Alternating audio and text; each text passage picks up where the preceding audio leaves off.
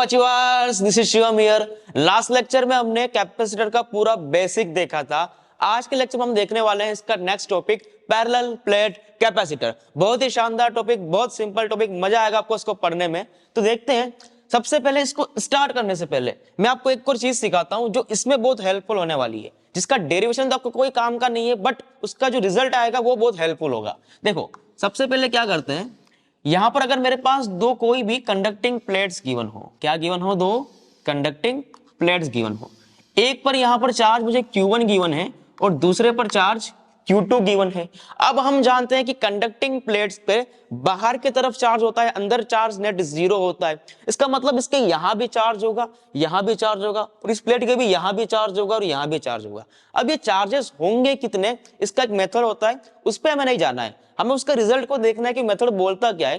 तो यहां पर मान लेते हैं कि नेट चार्ज अगर Q1 है, यहां पर Q2 है, यहां पर Q3 है और यहां पर Q4 है, ऐसा मैंने अज्यूम कर लिया। तो ध्यान रखना कि जो Q1 और Q4 होते हैं वो दोनों बिल्कुल सेम होते हैं। Q1 और Q4 क्या होते हैं, बाहर वाले सेम होते हैं और किसके इक्वल होते हैं, दोनों के सम के हाफ के equal, Q1 plus Q2 by 2। यानी कि नेट का हाफ निकाल दो तो उतना चार्ज कहां जाएगा, Q1 पर भी जाएगा और उतना चार्ज बाहर Q4 पर भी जाएगा। तो दोनों बाहर सरफेस पर Q1 plus Q2 by 2 net charge होता है। आई बात समझ में। अब यहां पर देखो, बात करते हैं Q2 और Q3 की। तो ध्यान रखिए कि Q2 जो होता है ना, वो नेगेटिव ऑफ Q3 के इक्वल होता है। एक चीज आपको यहां पर एक और ध्यान रखनी है। इसका मतलब क्या हुआ, सबसे पहले समझो कि Q1 की वैल्यू कितनी मिली मुझे, Q1 प्लस Q2 बाय 2।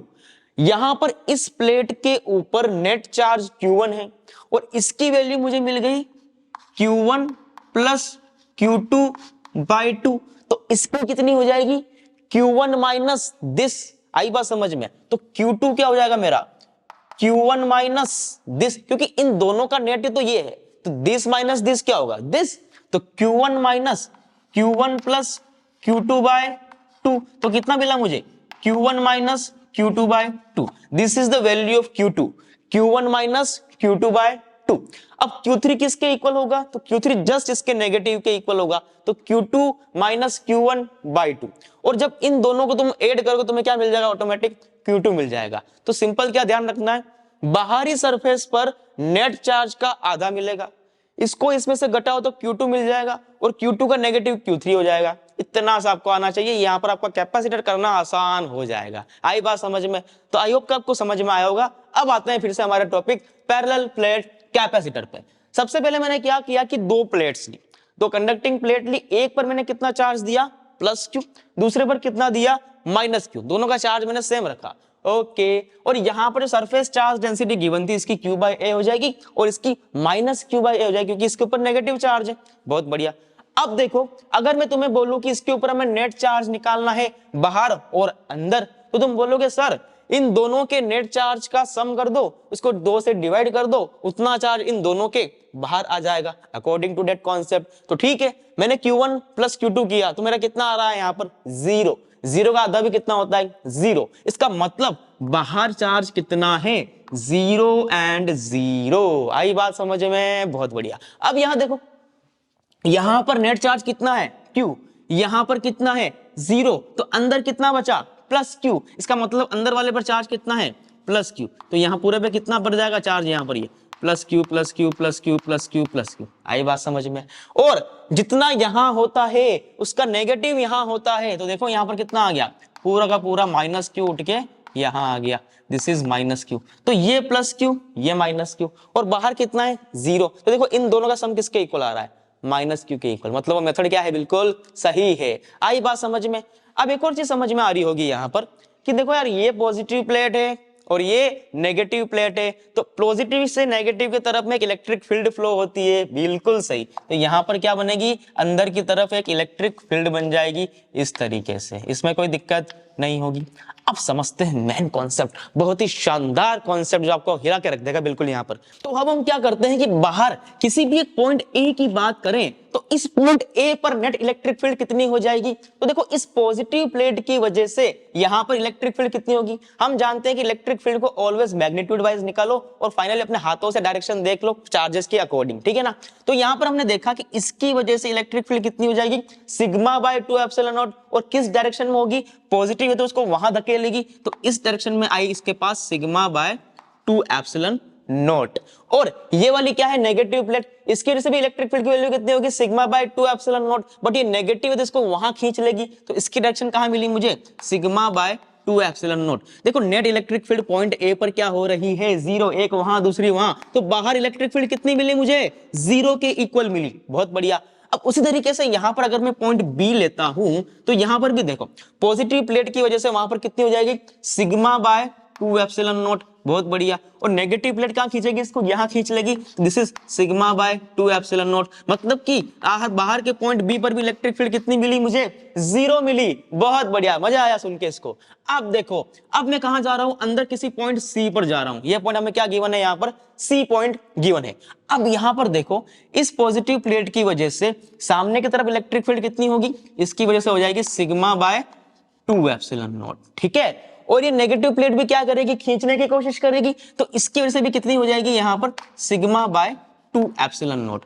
तो इस पॉइंट सी पर इसकी वजह से भी वहां पर और इसकी वजह से भी वहां पर, तो नेट इलेक्ट्रिक फील्ड कितनी मिली मुझे, तो दोनों को सम करोगे तो कितना आएगा, सिग्मा बाय एप्सिलॉन नॉट। इसका मतलब जो नेट इलेक्ट्रिक फील्ड मेरी अंदर की तरफ वो कितनी है, सिग्मा बाय एप्सिलॉन नॉट है। तो क्या समझ में आया हमें सेटअप से, सबसे पहली चीज, अगर मैंने दो प्लेट यूज की है इसका मतलब उसकी कैपेसिटेंस तो 100% बड़ी होगी, क्योंकि वोल्टेज घट जाता है जैसा कि हमने लास्ट लेक्चर में सीखा हुआ है। सेकेंडरी चीज, यहां पर क्या हुआ कि इस प्लेट के बाहर की तरफ इलेक्ट्रिक फील्ड कितनी हो गई, जीरो हो गई, मतलब बाहर एनर्जी कितनी है, जीरो है। टोटल एनर्जी कहां भरी हुई है, अंदर भरी हुई है। लास्ट लेक्चर हमने सीखा था कि अगर मैं सिंगल कंडक्टर यूज करता हूं तो उसकी रेडियस आर से लेकर इनफाइनाइट तक एनर्जी फैली हुई थी और उसको समेटना मेरे लिए पॉसिबल नहीं था, बट यहां पर ये सिस्टम क्या कर रहा है कि इसको रिजोल्व कर रहा है इस प्रॉब्लम को, कि अगर मैं दो प्लेट यूज करता हूं तो बाहर की तरफ इलेक्ट्रिक फील्ड जीरो हो जाती है और अंदर मुझे नेट एनर्जी मिलती है जो कि एक बाइंडिंग फॉर्म में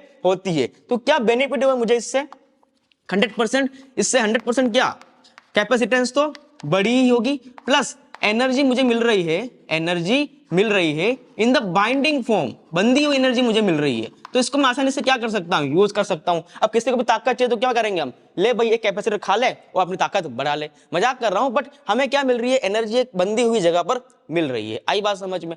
अब यहां पर ध्यान दो, अब ये दो प्लेट यूज की, एक प्लस की दूसरी माइनस की, तो इसमें कुछ ना कुछ तो पोटेंशियल डिफरेंस रहा होगा ना। मैंने मान लिया यहां पर प्लस माइनस वी वोल्ट, तो मान लिया कि इन दोनों के बीच का पोटेंशियल डिफरेंस कितना है, वी वोल्ट है। अब यहां पर देखो, जैसा कि हम जानते हैं कि C कितना होता है, तो C होता है C is equal to Q by V होता है। तो यहां पर वोल्टेज की वैल्यू कितनी हो जाएगी, तो हम एक और चीज जानते हैं कि V इज इक्वल टू कितना होता है, E इंटू डी होता है ना। तो यहां पर देखो V इक्वल टू E की वैल्यू मुझे कितने गिवन है यहां पर, सिग्मा बाय एप्सिलॉन नॉट, क्योंकि यहां पर तो वैल्यूज क्या हो गई, जीरो हो गई, तो सिग्मा बाय एप्सिलॉन नॉट। और ये D क्या होता है, D इनके बीच की डिस्टेंस, ये प्लेट के बीच की डिस्टेंस है D, स्मॉल d, तो इसको हमने यहां पर D लिख दिया। तो हमें क्या मिल गया यहां से, V की वैल्यू मिलके आ गई। अब कैपेसिटेंस में चार्ज होता है ना दो प्लेट के बीच का, वो हमेशा पॉजिटिव वाले का लेके चलना है, क्योंकि दोनों का क्या है हमेशा सेम, तो मैग्नीट्यूड वाइज पॉजिटिव वाला आपको लेके चलना है। तो C इज इक्वल टू क्या हो जाएगा, यहाँ देखो Q कितना गिवन है, Q तो Q ही है, और ये कितना हो जाएगा, अगर मैं इसको थोड़ा ओपन करूं तो सिग्मा की वैल्यू कितनी है, Q बाय ए है ना, जिसको ओपन करके लिखते हैं, तो Q D by A epsilon naught, इसको यहाँ पुट करो, तो Q D by A epsilon naught, तो Q से Q क्या कर गया, यहाँ पर मर गया, तो C कितना मिला मुझे यहाँ से, A epsilon naught by D। This is the value for capacitance of parallel plate capacitor, जो कि होती है A epsilon naught by D। वहां कितनी मिली थी स्फेरिकल कंडक्टर में, 4 पाई एप्सिलॉन नॉट R। वहां भी हमने एक चीज सीखी थी कि उसकी डायमेंशंस पर C डिपेंड करता है, ना कि Q और V पर। यहां भी ये बात देखो प्रूव हो रही है कि डायमेंशंस पर डिपेंड कर रहा है, डायमेंशंस पर। ये क्या है, A, इसका क्रॉस सेक्शन एरिया ही तो है प्लेट का, तो डायमेंशन पर डिपेंड कर रहा है, न कि उसके Q और V पर। आई बात समझ में। तो ये था पूरा पैरेलल प्लेट कैपेसिटर, जिसकी कैपेसिटेंस कितनी होती है यहां पर, A epsilon naught by D। Next हमें यहां पर दो क्वेश्चंस गिवन है। सबसे पहले हमें क्या करना है, दोनों में कैपेसिटेंस निकालना है। तो देखो ये वाली प्लेट है रेक्टेंगुलर और वो वाली कौन सी है, सर्कुलर प्लेट्स। तो सिंपल कुछ भी हो सकता है, प्लेट्स होनी चाहिए बस दो एक तरीके से। तो यहां पर C होता क्या है, simple A epsilon naught by D होता है। तो A की वैल्यू कितनी हो जाएगी, देखो क्रॉस सेक्शन एरिया कितना हो जाएगा इसका, A इंटू B हो जाएगा। तो A into B epsilon naught by D कितना गिवन है मुझे, यहाँ प्लेट के बीच की डिस्टेंस c गिवन है, तो दिस इज योर कैपेसिटेंस। अब इसमें भी क्या करना है, simple, A epsilon naught by d, A कितना हो जाएगा इसका pi r square, epsilon naught by D कितना गिवन है, डी ही गिवन है, तो सिंपल आंसर निकल गया, ये आप खुद कर लेना, ठीक है। अब देखो आपने इतना सारा पढ़ लिया, मैं एक चीज भूल गए कि यार क्वेश्चंस में कैपेसिटर को डिनोट कैसे करते हैं, तो लिखो सिंबल ऑफ कैपेसिटर, जो इसका सिंबल होता है वो क्या होता है, बेसिकली ऐसा होता है कि अगर दो प्लेट बना दो छोटी सी और इसके पास इस तरीके से ये लगा दो, इसके जो भी है, तो इसको क्या बोलते हैं हम, बेसिकली कैपेसिटर बोलते हैं। इस तरीके से सी से इसको डिनोट करते हैं, ठीक है, दिस इज कैपेसिटर। ये आपको सिंबल ध्यान रखना है, कैपेसिटर का क्वेश्चन में इस तरीके से गिवन होगा। अब हम यहाँ पर नेक्स्ट टॉपिक देखते हैं, energy stored in parallel plate capacitor. हमने जाना कि उसके अंदर इलेक्ट्रिक फील्ड कितनी होती है, सिग्मा बाय एप्सिलॉन नॉट, तो वो इलेक्ट्रिक फील्ड कितनी एनर्जी को उसके अंदर स्टोर करवाती है, वो हम यहाँ पर करके देखने वाले हैं। तो ध्यान दो यहाँ पर सबसे पहली चीज कि एक टर्म में लिखता हूं energy density. What is this, energy density. इसका फॉर्मूला क्या होता है, बेसिकली ये होता है half epsilon not E square, ये इसका फॉर्मूला होता है। ये बेसिकली इलेक्ट्रोस्टैटिक्स में हम पढ़ते हैं, और इसको हम कहां पढ़ेंगे, और इलेक्ट्रोमैग्नेटिक वेव में, कि ये बताता है कि यूनिट वॉल्यूम में कितनी एनर्जी इलेक्ट्रिक फील्ड की कहीं पर भरी हुई है। क्या बोला मैंने, कि यूनिट वॉल्यूम में कितनी इलेक्ट्रिक फील्ड की एनर्जी किसी स्पेस में भरी हुई है, उसको कौन बताता है, ये वाला यूनिट वॉल्यूम में। लिख देता हूं ब्रैकेटों में कि ये हमें यूनिट वॉल्यूम में इलेक्ट्रिक फील्ड की वैल्यू बताता है। आई बात समझ में। और इसको हम कहां पढ़ेंगे, इलेक्ट्रोमैग्नेटिक वेव में। सिंपल फॉर्मूला याद रखो अभी आप कि यूनिट वॉल्यूम में इतनी इलेक्ट्रिक फील्ड इसमें भरी हुई है। तो हमें किसी भी प्लेट के अंदर यानी कि कैपेसिटर के अंदर इलेक्ट्रिक फील्ड की एनर्जी निकालनी है, ठीक है। तो हम क्या करेंगे, इसको, ये एनर्जी डेंसिटी है, तो एनर्जी निकालने के लिए हम क्या करेंगे, इसको वॉल्यूम से मल्टीप्लाई कर देंगे। तो अगर मैं इसको half epsilon not E square को इसके वॉल्यूम से मल्टीप्लाई कर दूं कैपेसिटर के, तो मुझे क्या मिल जाएगी, इसके अंदर भरी हुई एनर्जी मिल जाएगी, ठीक है। तो इसको एनर्जी को मैं यू से डिनोट कर लेता हूं, ठीक है। तो हाफ एप्सिलॉन नॉट, अब इलेक्ट्रिक फील्ड होती कितनी इसके अंदर, तो वो होती थी हमारे पास सिग्मा बाय एप्सिलॉन नॉट, और इसको हम क्या लिख सकते हैं, Q by A epsilon naught. चलो बहुत बढ़िया, तो epsilon naught into E square करना है, तो Q square by A square epsilon naught, I think गलती हो रही है कि नहीं, बिल्कुल सही है, एप्सिलॉन नॉट ई स्क्वायर।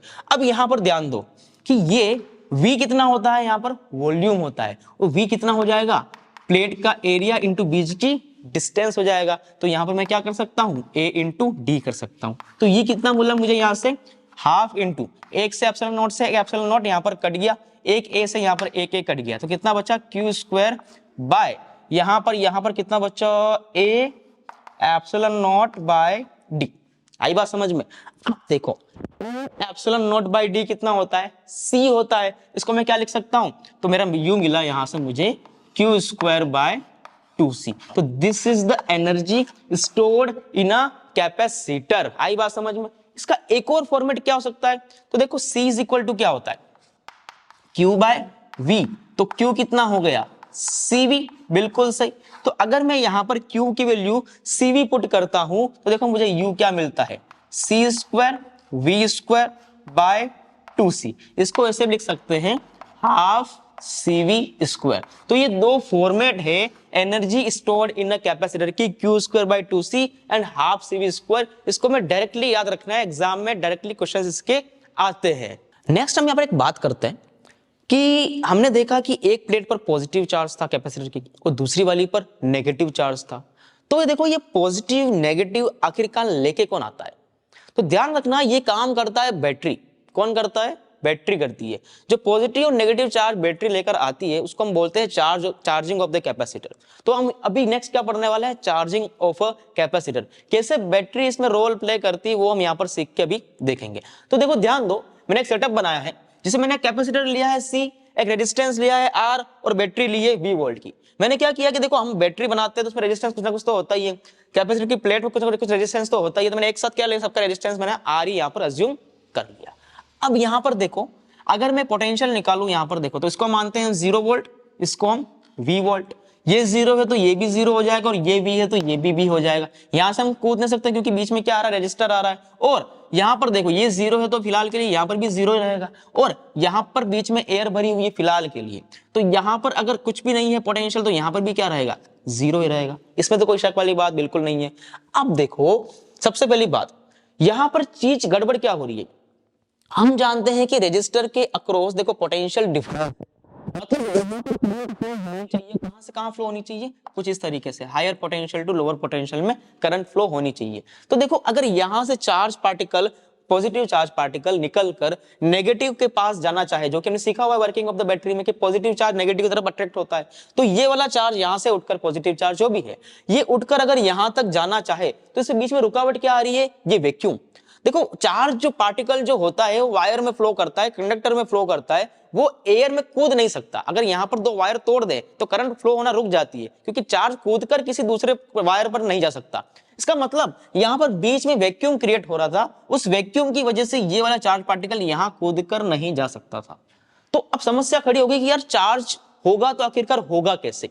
तो बेसिकली देखो सिंपल क्या होता है, यहां पर बेसिकली यहां हो क्या रहा है कि यहां पर ये दोनों क्या है, कंडक्टिंग प्लेट से, तो इस प्लेट का चार्ज जो होता है पॉजिटिव वाला प्लस क्यू, वो उठकर कहां जाता है, इसके पास जाता है, और वो प्लस क्यू होता हुआ यहां से फ्लो होता हुआ इसमें से फ्लो होता है, करंट फ्लो होती है, और ये वहां जाकर इस वाली प्लेट पर जाकर चिपक जाता है। तो अगर मैं इसको प्लेट 1 लूं और इसको अगर मैं प्लेट 2 लेता हूं, तो होता क्या है कि इसमें से प्लस क्यू चार्ज निकलकर इसमें जाता है, तो इस पर कितना चार्ज इकट्ठा होता है, प्लस प्लस चार्ज, और यहां से प्लस निकलता है, जिसको कितना इकट्ठा होता है, माइनस माइनस चार्ज। तो इस पर नेगेटिव चार्ज आने लग जाता है और इस पर पॉजिटिव चार्ज आने लग जाता है। तो हम क्या करते हैं, किसी भी टी टाइम पर अज्यूम करते हैं, क्या किया हमने, अज्यूम किया कि किसी भी टी टाइम पर इस कैपेसिटर के ऊपर चार्ज आ गया, मान लेते हैं प्लस क्यू, और इसके ऊपर कितना आ गया, माइनस क्यू। जो प्लस प्लस यहां पर आ रहा है मैंने कितना मान लिया, प्लस क्यू, और यहां कितना मान लिया मैंने, माइनस क्यू।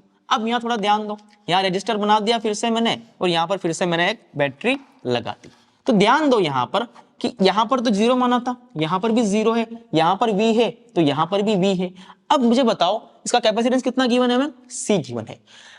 पहले तो यहां पर कोई भी पोटेंशियल नहीं था, चार्ज नहीं था, लेकिन अब कितना है, यहां पर प्लस क्यू आ चुका है। तो देखो V इज इक्वल टू क्या होता है, बेसिकली Q बाय सी होता है। तो इस पॉइंट का पोटेंशियल अभी कितना हो चुका है, Q बाय सी, इसकी वजह से कितना आ गया, Q बाय सी। फिर भी करंट तो फ्लो ही हो रही थी, इसमें मान लेते हैं I करंट फ्लो हो रही है। तो देखो इस रजिस्टर के अक्रॉस अभी पोटेंशियल डिफरेंस कितना है, V माइनस क्यू बाई सी, यही होता है हायर माइनस लोअर पोटेंशियल। तो अभी करंट कितनी हो जाएगी, तो देखो I इज इक्वल टू हो जाएगा V बाय आर, तो V minus Q by C by R, this is the current. ये करंट फ्लो हो रही है इस टी टाइम पर, किसी भी टाइम मैंने टी टाइम पर अज्यूम किया है, ठीक है।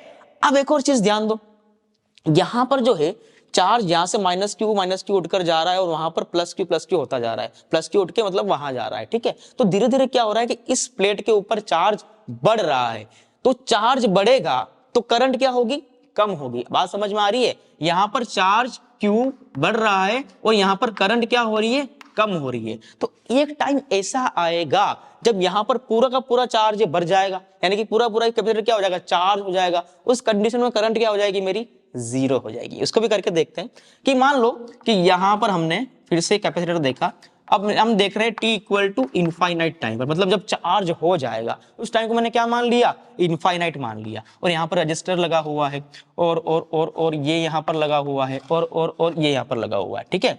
तो यहाँ पर देखो जब मेरी करंट जो है वो जीरो हो जाएगी, तो V minus Q by C equal to R भी जीरो हो जाएगा। तो यहां से मेरे पास Q कितना आएगा, CV के इक्वल आएगा। आई बात समझ में, मतलब कि इसके ऊपर नेट चार्ज कितना हो जाएगा, CV, और इस पर कितना हो जाएगा, माइनस CV। कब, जब नेट करंट कितनी हो जाएगी, वो जीरो के इक्वल हो जाएगी, तब इस V वोल्ट की बैटरी की वजह से। आई बात समझ में। तो यहां से क्या बात समझ में आई कि जब मेरा कैपेसिटर फुल्ली चार्ज हो जाएगा,